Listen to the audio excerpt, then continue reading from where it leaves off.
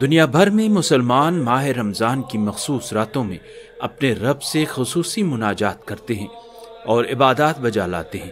اسی طرح ایران کے شہر مشہد مقدس میں بھی حرم امام علی ابن موسیٰ رضا کے شعبہ اردو زائرین میں دنیا بھر سے آئے ہوئے اردو بولنے والے زائرین کے لیے شبہ قدر میں خصوصی عبادات، دعا خوانی، سوز خوانی، خطابت اور نوحہ خوانی کا اہتمام کیا گیا۔